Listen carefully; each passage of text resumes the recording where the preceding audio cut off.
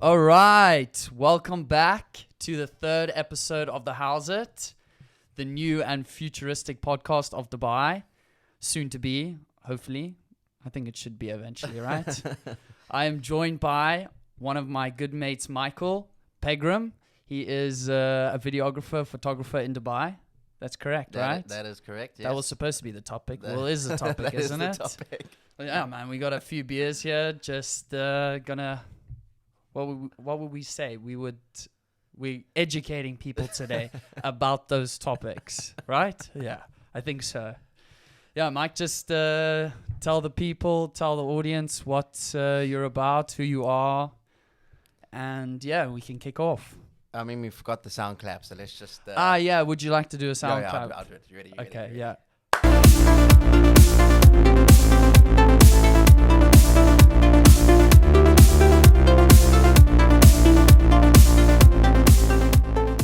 There we go. Damn, that was a good clap. Cheers, guys. So I've been working in... working in videography, photography, like content creation, I suppose. I mean, I hate the word content, but Yeah, content creation for the last 3.5 years. 3.5. So I went to uni out here and I studied film. And whilst I was studying, I was freelancing. And then when I finished studying film, Yeah. I carried on freelancing for a couple of months, and then got a really good opportunity going full-time with a company out here as a content executive. But it's not something that I ever wanted to do because, working freelance. That sounds cool, eh? Yeah, but Content working executive. freelance, you've got a lot of free time, so you have time to sort of lay back and come up with creative ideas and think, oh, I want to shoot this, and Yeah. you can build yourself as a videographer a bit more. But then, I mean, the experience on the other hand is fantastic, and although it's corporate, it's with some really cool brands. So yeah, still enjoying it. Yeah. Those brands are cool. You actually, we headed to Quwain the other day to shoot for Sea Folly, right? Sea Folly. Big Australian brand. I Yeah, don't know if you're allowed to so- say that yet, but Well, I mean, I don't know how much I can divulge about all the brands. I mean, it's fine actually. I work for Alboom, and we own. yeah. Well, they are the sole retailer for 36 international brands out here. Wow, that's crazy. Outdoorsy brands: Oakley, Rip Curl, Seafolly, Yeah. Tommy Bahama. The list goes on. Wow, But it's all adventurous stuff, surfing, extreme sports, that sort of stuff. So Yeah. straight down my alley. Yeah. I lived the lifestyle of it already, so it was a no-brainer when they said, "Do you want to come and shoot it as well?" Oh man, I just think all those brands have just started to kick off in Dubai now. So yeah, if you guys didn't know, I've said that a few times in other episodes. This is the third one, right? Yeah. Mike is actually a content creator in Dubai, and this is a Dubai podcast. So to give you guys different views and hopefully inspire you if you want to do videos, you want to do podcasts like me, this is what we're here and to speak about as well, or either to grow your social media, which we will get more in depth later on. But yeah, man, I think what happened with you, right? Tell me if I'm correct. You started getting to know everything with other videographers like Dean Seaton and... So I mean, my background was engineering, and that's where I thought I was gonna go with it. I've always been shooting photos just as a hobby from quite a young age. Yeah, boyfriends of Instagram. No, on a real camera, not an iPhone. Yeah. Everyone's a photographer on an iPhone, apparently. Yeah, hashtag me. You gotta do it, man. Someone's gotta do it. You know? Like checking your camera setup in here. You got the leopard print bed in the background. Is this really your podcast room? Yeah, guys. So it will be better. I know I've had a lot of people saying, "What do you guys need a bed in the back for?" I'm just like, okay, just relax. Okay, it's supposed to be 18 and over, but kids still watch it. Okay, parental guidance. We're getting there. Yeah, man. Yeah. So my background was in engineering. And one of my really good mates, Alex, who was also a bit of a mentor. I saw him at gym today. Okay, He was saying some nice things when about you. when I came back from the UK, I wasn't working. Yeah. And he was like, oh, I need an assistant for lighting, this and that. So I went on a couple of shoots with him, B-cam set up for interviews, that sort of stuff. But you see a whole different side to it. So this was my first experience of it. And I was like, oh, this is cool. I actually really enjoy it. And then I started to get a little bit more into it, got my first camera. And it sort of just progressed from there. But then I was like, okay, this is actually something I want to do. I really enjoy it. Let me go and study it. Yeah. But then when you go and study film, I think the course anyways that I went and studied was very outdated. Yeah. And I think it's the same with a lot of universities at the minute is you go and study film, but the film is very like, how do I say this? Like film industry in terms of like creating movies. Yeah. So, I mean, I learned a lot, more film techniques, you know, you're studying films, you're analyzing films. There's a whole other side to film industry. And I suppose people that probably go and study a media course would get a better perspective of that than people that are studying film. And you did media, right? So I studied film. It didn't really have any of those media aspects in it. Universities are catching on now, and they're slowly catching up. I mean, the whole market just moved so quickly. I mean, social media advertising is still relatively new in a way. And so not just companies that are now working to advertise solely on like social media, promoting ads, so forth. But you've also got then people at university studying film, coming out of film. They don't know that much. You know, you've got people that are in the corporate businesses doing this, but they've got a marketing degree, not a videography degree or a film degree. So there is more courses coming out that are media related. Luckily, I experienced this before I went and studied film. So I had it in my head already, like, if I'm studying film, this is not what I have to do. Let me just get the degree. I know which side of things I want to do. And freelancing was great because the variety of things that I was shooting, my biggest sort of step whilst freelancing, so still at uni and through a contact at university, I managed to get a gig with Expo 2020. Oh yeah, I saw. And you've done a lot of. That's what I've seen. A lot of videographers in Dubai do is you guys all did the rugby sevens, right? Yeah. Or was that different? That's. I mean, rugby sevens happens once a year. Yeah. It's cool. It's a party. Yeah. It's a party. It's a party, and I'm just gonna shift the topic a little bit, but come back. Yeah, just to explain the rugby sevens a little bit. In us four in Dubai, it was the best event for us because when we're like 16, 17, you know, you're gonna be naughty as kids. It was the coolest place because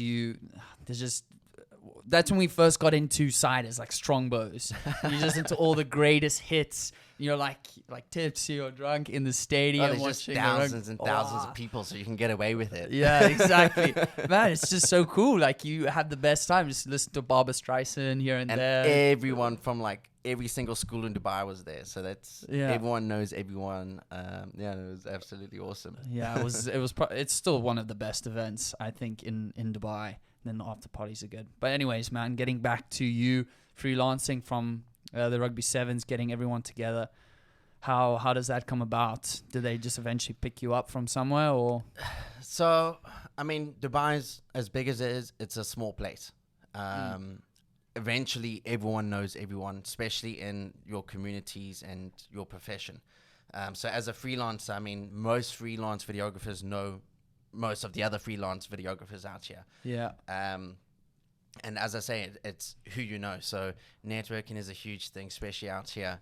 Yeah. And that's where probably most of your business will come from, is just word of mouth. You don't even really need to advertise if you're doing a good job. Yeah. So yeah, the rugby sevens came from that essentially through Dean, who's also a videographer. Yeah, Dean. That guy. Funny guy, hey? Funny guy. Yes, he's one of our other really good mates. He's also a videographer. I bet he wishes he was doing this interview. Expo was cool because I had had to organize a team of like 6 people. It was and it was big. It was very, very big. So I was shooting for the South African government. Wow, what? Yeah, I didn't know that. Yeah. So I was shooting all of the content for MultiChoice, which was going back Oh, to South dude, Africa. that's sick. All of their social media, I had so no all idea of you their did that. events, anything that they hosted in the pavilions. Wow. And it was very artsy in terms of what they were hosting. So a lot of other pavilions had things on show, whereas the South African pavilion had small things on show, and they really focused on the performing arts and the creative side of South Africans. Yeah. So like they had a sneaker exhibition where they brought over a bunch of talented like sneaker artists from South Africa that displayed their shoes that they created. So they've got like blank canvas, white Nikes, and they'd done some like some really nice artwork on them. And then there was like performances at the Dubai Opera House, all sorts of stuff. So I've gone there. It's really cool, oh, dude. no, it's awesome. Christy It's actually awesome. took me there. What? I think we went to go watch Chicago, but it wasn't that great. No. We left like at the second. Well, what do you call it? Halftime? You call halftime at yeah. opera? Yeah, but Halftime and opera. halftime. It's not really halftime. I'm out of here. Halftime. Yeah, man. Wow, crazy how it all. Even at the opera, you can see how it's all. You can check the guys on the side video. Do you get guys videoing Chicago? No. Is there a projector? Is there anything to do with videos? No. Not idea. really, right? It's No like idea. screenplay. I have no idea. I don't know what I'm talking about. But anyways, where were you, bro? I'm interrupting you. Go for it. Yeah, just on the freelance side, I suppose. I mean, a lot of it is events, Yeah. but it's also seasonal based. So obviously, summer everything quiets down. Everyone goes away on holiday. It's too hot for events. Yeah. Tell me about it. Yeah. And events is your main income as a freelancer. So, I mean, that all stops. So does your income. So you've got about 7 to 8 months to really smash through it. Yeah. And you've got to save up for those summer months when Yeah. there isn't much going on. Oh man, yeah. What are the summer months here? It's June and July, I think, are the worst, right? June and July are the worst. Yeah, I would say June, July, August. There's absolutely nothing. Yeah. Or it depends on what like you're shooting as well. So, Yeah. I mean, I shoot outdoor stuff besides just doing events, which Yeah. generally is outdoorsy. A lot of motorsports, sports in general, that sort of stuff. So obviously, no one's really doing that during summer when it's 50 degrees outside and they're cooking. Oh, dude, you know what's good about summer here is the beers taste a lot colder. Cheers, bro. I should actually do an ad for Mythos. No beer better than Yeah. a free beer. Yeah. Look after this guy when he comes on, as you should as a host, I guess. But yeah, what do we say about drinking? Be over, well, in Dubai, be over 21, but in other countries 18. So drink responsibly, my friends. Yeah. Okay. Yeah, Mythos, you need to hook me up. I need to Mythos. start getting ad brands. Cheers to the applause Cheers. to the here's a hug to a jolly good cheers to you, cheers to me. Friends will always be. If not you, here's to me. What? Dude, how do you remember that? I saw this other thing. It's like, oh, it'll come to me. It's like, oh, shit. Good ships, sunken ships, friendships. Oh, Is keep that going. one? I forgot it. I forgot it, man. It was so funny. This girl's like toasting with her brother, and her mom's there. She's like, cheers to love and honor. If you can't in a dude, this is gonna be real sis. We're definitely gonna have to clip out some things in this video. I mean, thank goodness it's on YouTube. Yeah, but yeah, oh man, this is a very what do you call Dubai? They're very strict with some things, you know. So you've always got to be a little bit careful with what you say and stuff. Just to let you guys know, because we've been here for a very long time. How long have you been in Dubai for? 18 years. 18. Yeah. I think I'm mine's right, like 19, 20. Mom's like, and dad's 23, 24. So we were raised here. I don't think you were born here. You were No, I born in wasn't born Johannesburg here. like me, Yeah, right? Yeah. But we've seen a lot happen. As Mike is here today, just explaining like the videos and videographers, how it came around, how it's got big. Social media's got huge here. Yeah. Yeah, man.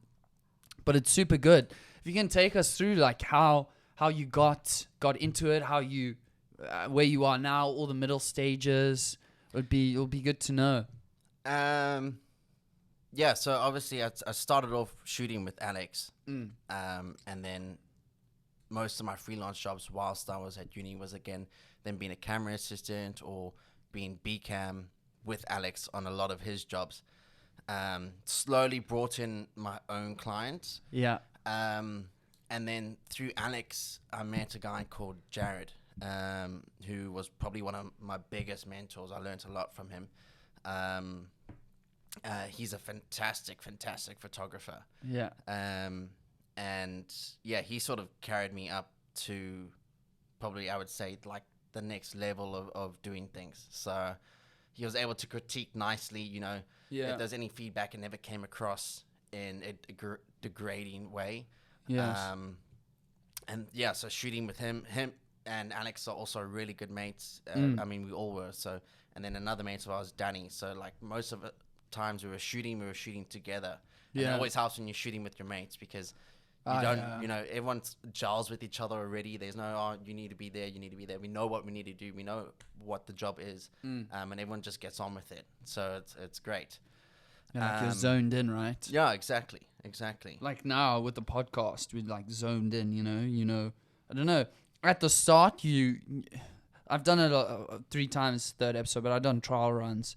But you're always nervous at the start, and then you start getting comfortable, and then you just roll with it, man. It's crazy how humans work. As we call it, the pre-shoot jitters. Yeah, pre-shoot jitters, and then you like mess up. You're on your way there. You're like, oh, now I'm just like, I'm completely relaxed. Yeah.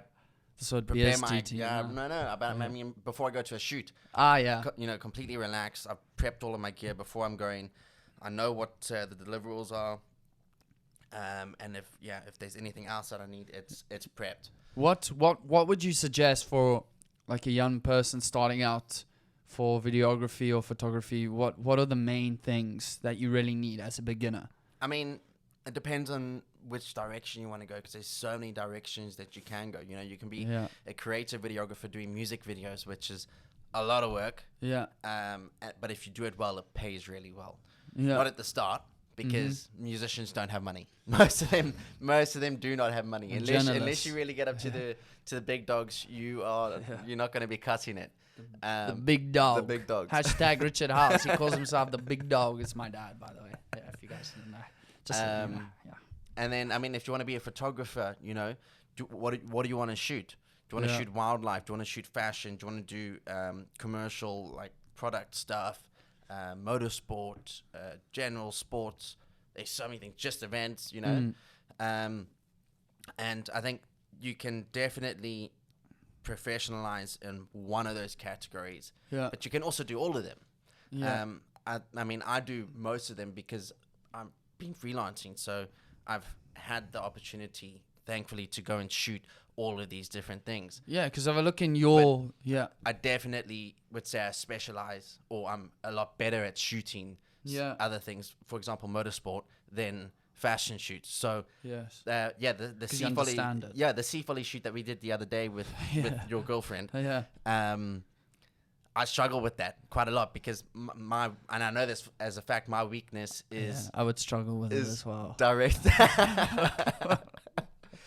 You guys will figure it out soon enough. There was the one where she was like under the shower in this thing, and I'm like, yeah. And he's standing behind me going, yes, sis. Oh, yes, sis. I'm like, hey, well, guys, man, come on. Like, you see a hot chick walking around underneath the shower, you're like, okay. Yeah, but I was trying to shoot under the shower in a non-sexual way, and you just made it completely sexual. Yeah, you know, it happens. It happens, man. I mean, it's your chick, so I would be disappointed if you didn't. Exactly. But yeah, man, with that shoot, like you can see what I'm trying to also understand as well. Like your bag of equipment was Ruka, and you had all your different compartments.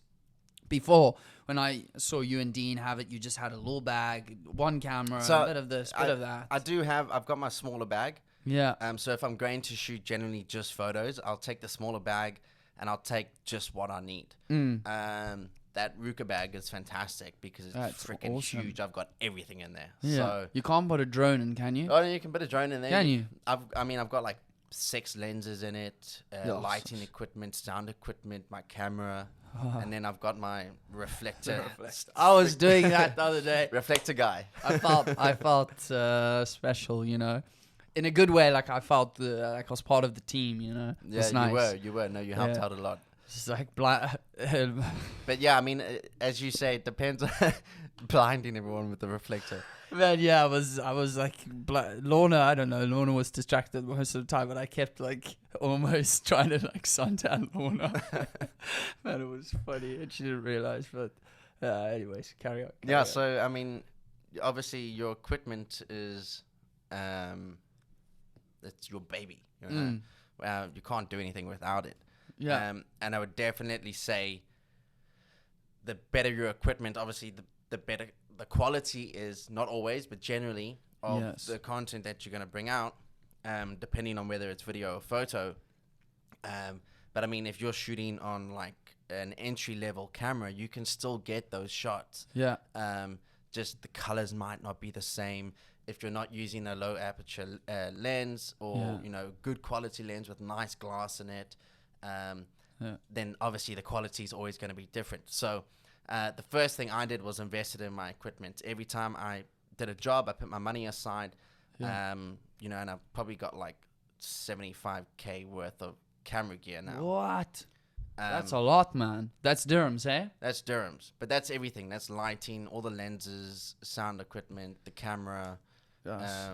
I mean, even the laptop, so that you can actually edit 4K footage. And so forth. And that's when Mike says 4K, like what we're shooting in today. To give you a brief overview of my setup, I've got a A6300.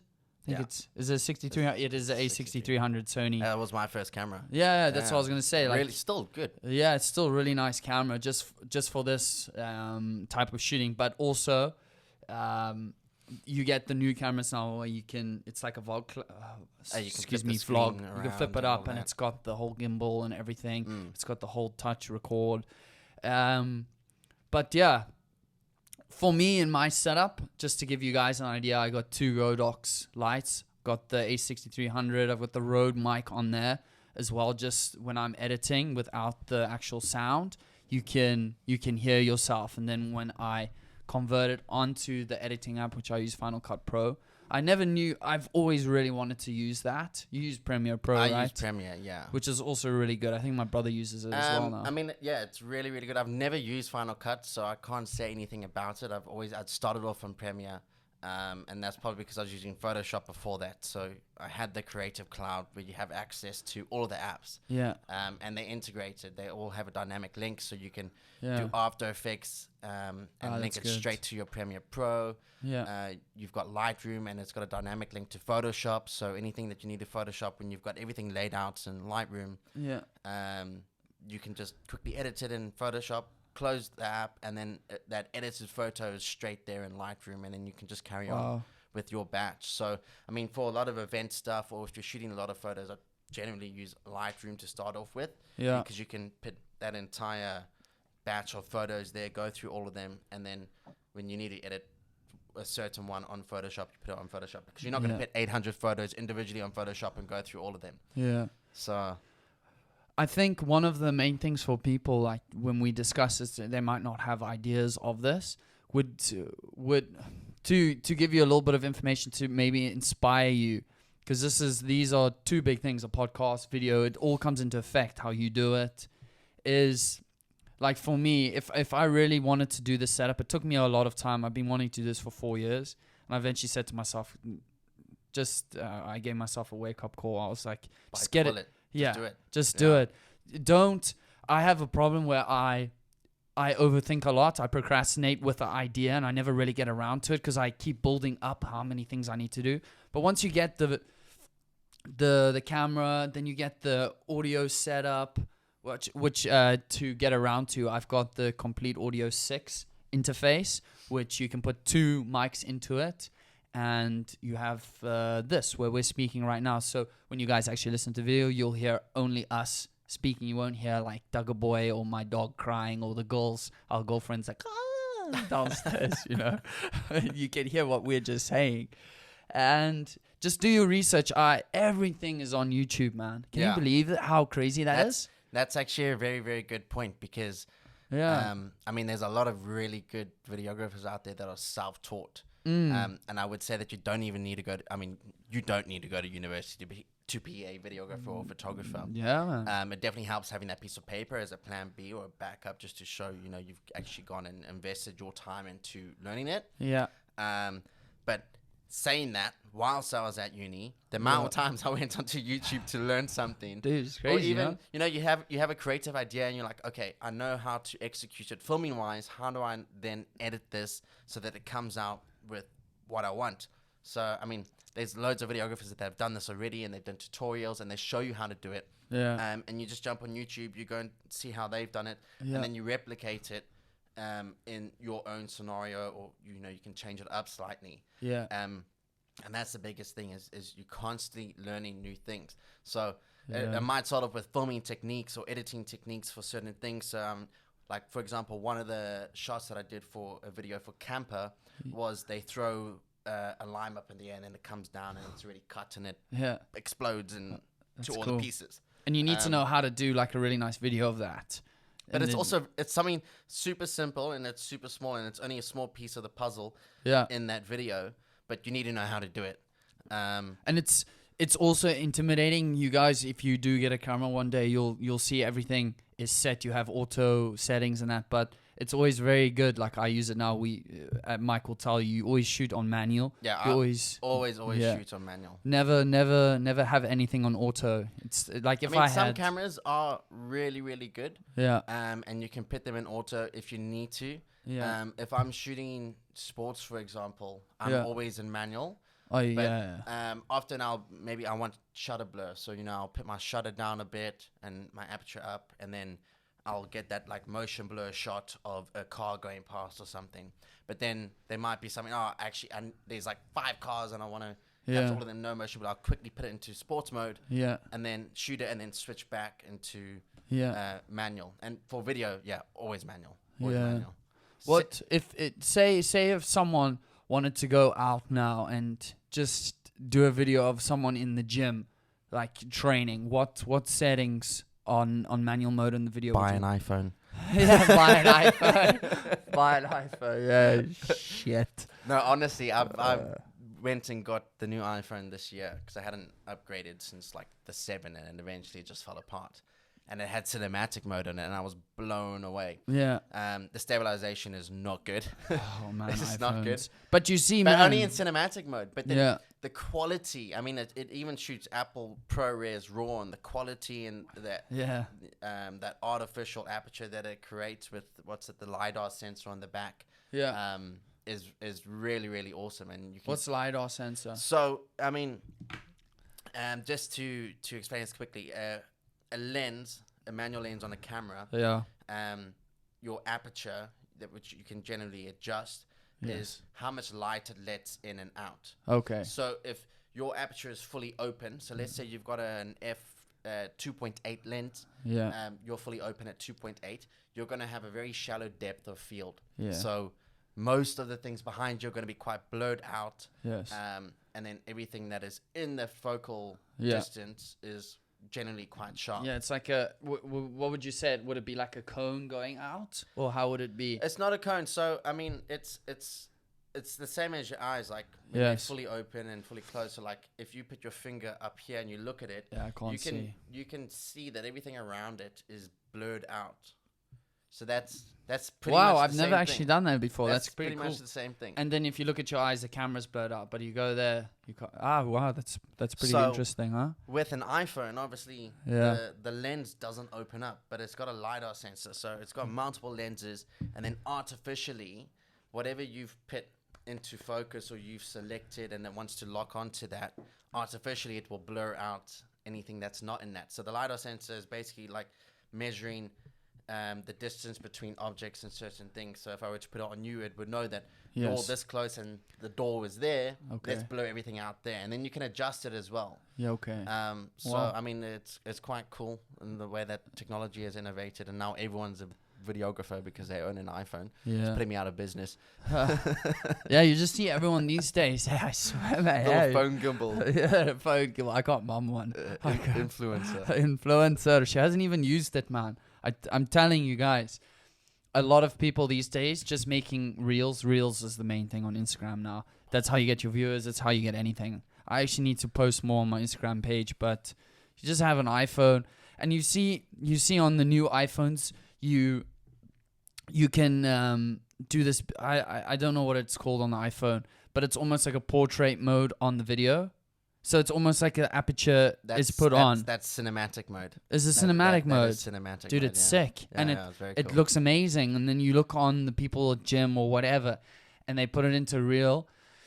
And I like now, if people don't really know how to use reels properly, I would suggest, in my point of view, you can speak about it as well, is if you have a Mac, just go on iMovie, and you can also watch a YouTube tutorial of it and edit the music you want with it, so you can see the sound waves, so you know where the music beats up. Honestly, the best thing to do is, if you're making reels, Yeah.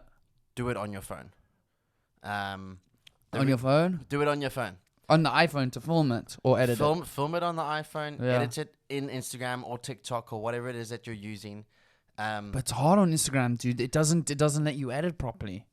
Because you can only cut the clip, so it depends on what you want to do. If you want to take the next step further, where you've really got some proper editing, then you need to send it off and put it on your laptop and whatever. Yes. But the easiest and the fastest way and the best way, and it's also the quickest way, which is why people are doing reels, because you film it on your iPhone, you edit it quickly in the app, and you pump it out. You know, I can film and edit a reel in like 5 minutes, and it's out there on social media. Yeah.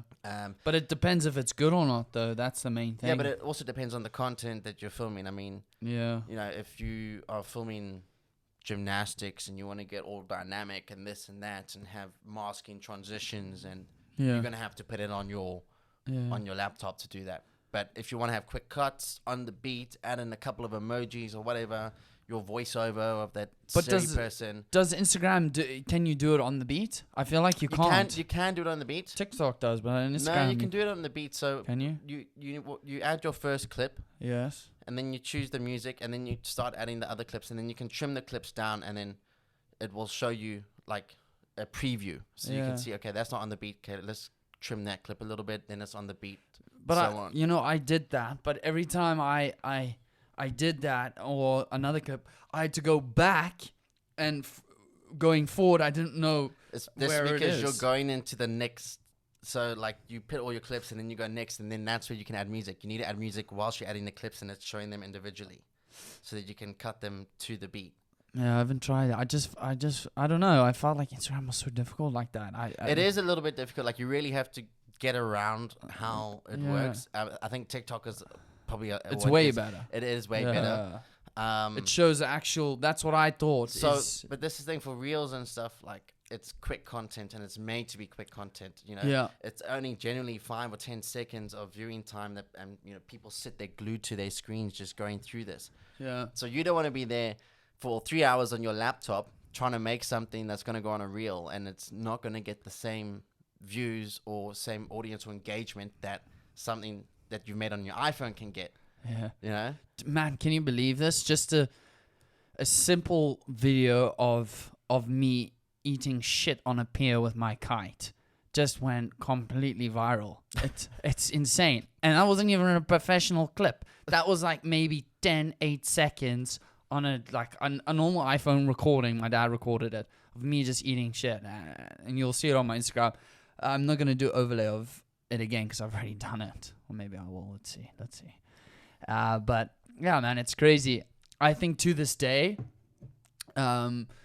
people, I don't know why they like to see almost fail, and like, I don't know, they like the funny side of things. Like, comedy that's always been a thing. We've always had Fail Army and Jackass. Man. I feel like people like to see other people fail. I don't know where this came from or how it happened. I wouldn't say so much fail, but more like hurt themselves. Yeah, but it's weird. It's almost like the same thing, dude. It's like, he fucked up. But like, that's let's because see. you don't see it often, and when it happens, it's like, oh, yeah. that was hectic. Nice. I don't know, man. Like all my other kind of things, because I did the different trends now and again, and I never really got that many views. But then again, with my kiting and stuff, I don't know, man. It's just the algorithm's strange, huh? I wish we could dial in that algorithm of Instagram. Wow, imagine if we dialed it in, it would be crazy. I honestly don't know enough about it. Yeah. I spend way more time making content than actually uploading and checking and Yeah, man. whatever. But yeah, it's hectic. Yeah, man. Right now, like I know. Moving on, I know you spoke about you freelancing in the Rugby Sevens and a bit of your equipment, but now you've moved on. I see your bag's a lot bigger with different lenses, different cameras. You've got one camera right now, don't you? I've got one camera and there's a new one coming. What is it?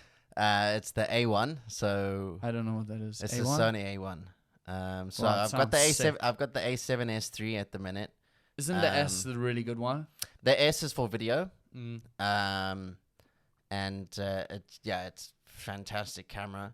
I did think about moving over to Canon, and I still have for a while. It's a very big debate between videographers and photographers. Why would you move to Canon instead of Sony? Well, I mean, I shoot photo and video, so I don't just do one. And the Canon is. You see, I can hear that thing buzzing in my. Yeah, so the Canon colors, you can't beat them. They are really, really good. The R5 does 50 megapixels at stupid amount of frames per second. It can shoot 8K. I don't know if they've fixed that overheating problem yet, which Sony doesn't have. Yes, that's strong. I also got my Sony before the R5 came out. Yeah. And it's fantastic video camera. Nothing beats at low light, which is also really, really good. I shoot a lot of stuff at night. I sometimes do stuff for nightclubs or night events. We like partying, don't we? Yeah, it's great. Sorry, I'm getting distracted again with the topic, but going back to that, what's the party like? Party life in Dubai. What's it like for you? Oh, you just completely took my train of thought because I was like... Sorry, I just thought of it What now. was it talking about? The cameras? The cameras, sorry. Okay. Yeah. Go on, sir. I was like, had a moment. I was like, let's go and party. Let's go. You're the host. Beers. You're supposed to be keeping this podcast on track, not me. I know. Sorry, man. I like to have a small break sometimes. Yeah, so it's only 12 point something megapixels. Yeah. Photo-wise. So, it still shoots fantastic photos. You've seen the photos that it takes. Yeah. And that's also with a good lens. I want a little bit more. I want more frames per second. I did think about just going, okay, let's just get one camera that's solely for video and one camera that's solely for photo. Yeah. But that's it's what my brother does. super nice having a camera where you can do both on them. Yes. And I'm going to keep the A7S3. So it's just a nice upgrade. So, Mike, my question to you is, because we want to inspire some people here, and because you get all these kids now, and it's cool to get into this, and social media is getting huge these days, and you can monetize it, which I'm still figuring out. But if you had to start out knowing everything you know right now, what camera would you get? What equipment would you get on a budget? Just to go, would you still say an iPhone? Good. No. Imagine I was saying, hoping you didn't say an iPhone. I can do weddings. Yeah. Fake it till you make it. There's been a couple of times where I haven't shot it before, but I know that I can shoot it. You don't have anything in your portfolio, but you know what the client wants as the deliverable, and you know that you're fully capable of doing so. Yes. Yeah, I've done that before. You don't show them anything. You say, no problem. Yeah. But don't fake it and not make it. Yeah. Because that's it. You'll be done. Yeah. Finished.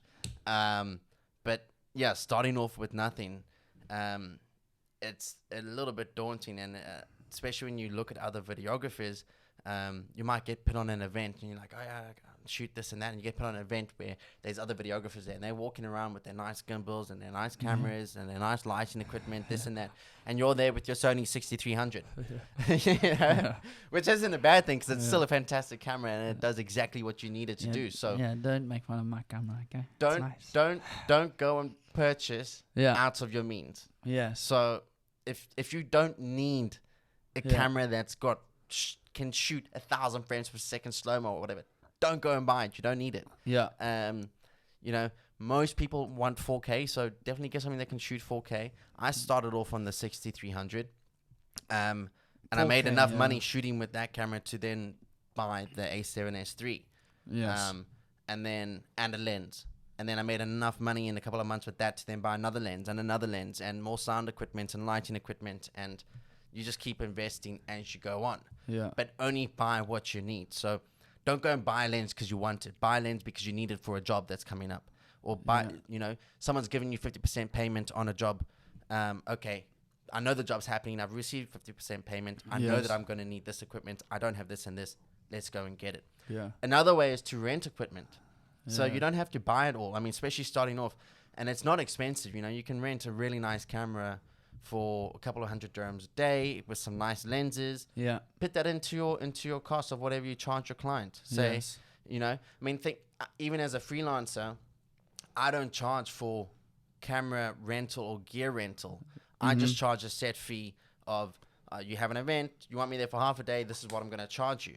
Yeah. Whereas you can charge, okay, I'm there for half a day, that's my payment. Okay, I need to pay off my camera gear because I've just bought it all and I haven't actually bought it from jobs that I've done. It's money that I've saved up previously or so on. Yes. It needs to pay itself off.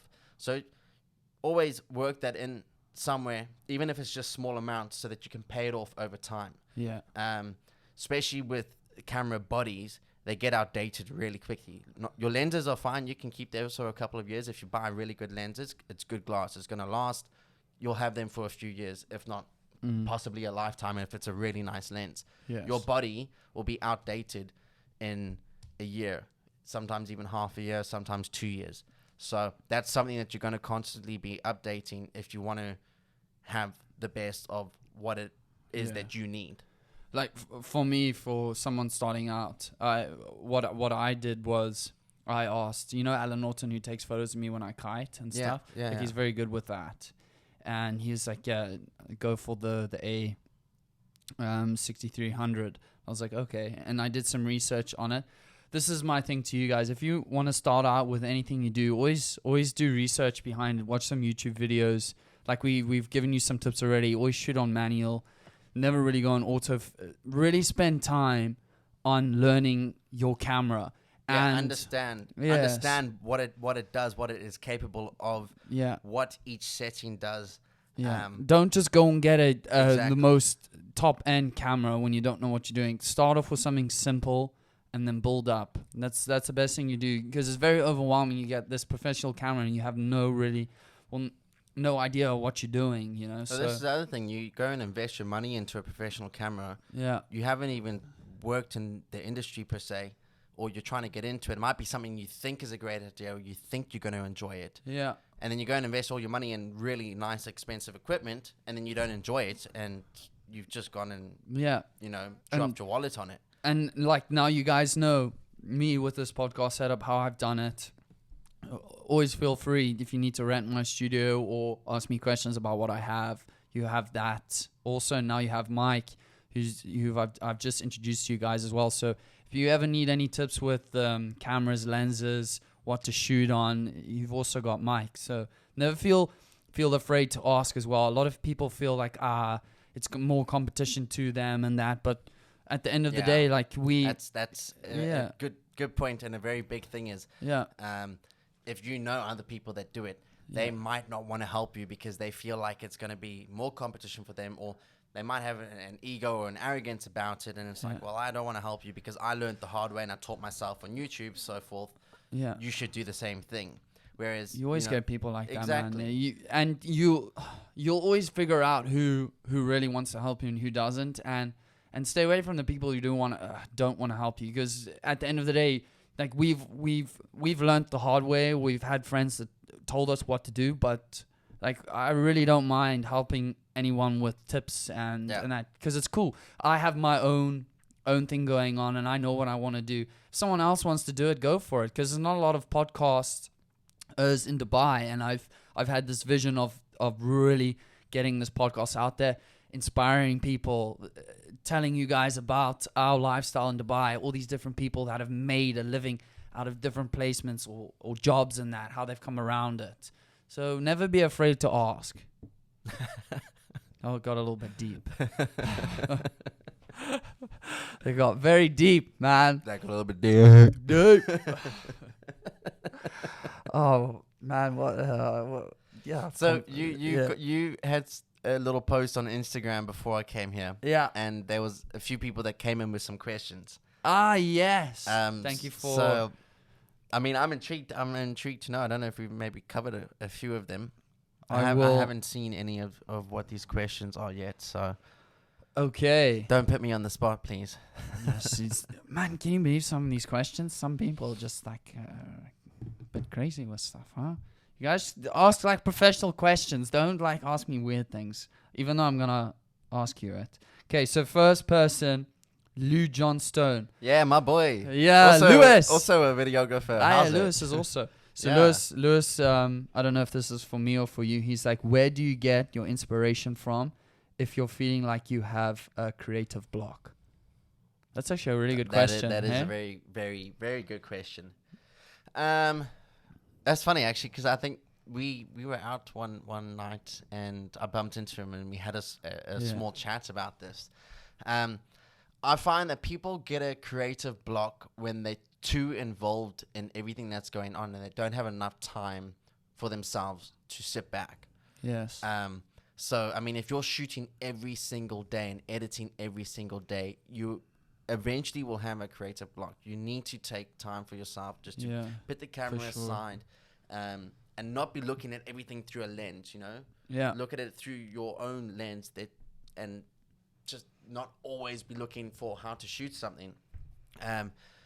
Instagram's a great place to get some inspiration from, depending on what you're shooting. There's loads of really creative people out there and they post their work and it's like, oh, well, that looks really nice. Or, you know, I shoot mainly motocross like that. I mean, as like a hobby aside from my work, like if I'm going to go and shoot something on the weekend because I really enjoy shooting that, I'll go out down to the motocross track and I'll go and shoot it. So for me, I don't always want my shots to look the same. What different angles can I get? What can I try that I haven't done already? Yes. But I'm having these thoughts whilst I'm there shooting it, not before I go there and shoot it. But I already know before I go and shoot this is I want to do something different. Really try and get into the moment of whatever is happening and always have that in your thought. What can I do different? Because you will come up with things. Oh, I can do this different. I've never shot this. I've never seen anyone do this. You know, one of the shots that I did at the motocross track is, and you could have done it with a drone, but I jumped on the back of someone else's bike. Wow, that's bad, dude. With a gimbal. with the gimbal. Yeah, crazy. And this little kid called Jamie Peterson on an 85 absolutely ripped. CC. On an 85cc, dude, What? this kid rips. And I was doing a small like sponsorship video for him. I've never ridden an 85cc. I mean, you probably won't ride it as fast as this kid. Yeah. But anyways, he there's this one section of the track where it's a long straight, and then you've got another long straight coming back. So it's like this, and then it goes like this, and there's like an empty sort of stretch of dirt in the middle. Yeah. So I rode down that on the back of someone else's bike. Yeah. And we're easily doing like 80, 90. I've got one hand on. Obviously, there's no pegs for me, so my feet are hanging off as well. I've got the gimbal in one hand, bouncing up and down because it's not flat, and I'm just trying to like film this guy going over the jumps and the whoop and the rhythm section. And then I looked at it afterwards, and I was like, "Cool, that's sick. I haven't seen this before. I've seen it maybe on YouTube a couple of times, like those really nice tracking shots. Yeah. But like most people do that with a camera on like cables, and they set up cables, and they've got like the whole dolly or whatever you call it to run along the cables. I was like, there's ways to get those shots without it. Just health and safety might be out the door. So what would you say to answer that question in summary? Yeah. So sorry, off topic. No, but it's still cool. It's interesting. I don't think I've got the best advice because I've never really had a creative block yet. I have. But it's probably also to do with the fact that I'm always shooting something different. So every time I'm shooting something, it's either new to me or it's not new to me, but I haven't shot loads of it. So I still have creativity or inspiration from the last time I shot it. I've shot it and then you edit it, and then once you've done the edit, critique yourself, critique your own work, and go, oh, that looks great, but I could have done this, or I could have done this. This angle would look better. I would have liked to edit it in this way, but I didn't have the shots for it. Yeah. Try it the next time. Can I tell you something really cool? I might not be right on this story. I will post on an overlay. What overlay means I'll put a video onto the actual what do you call it? Primary timeline. Is it primary timeline?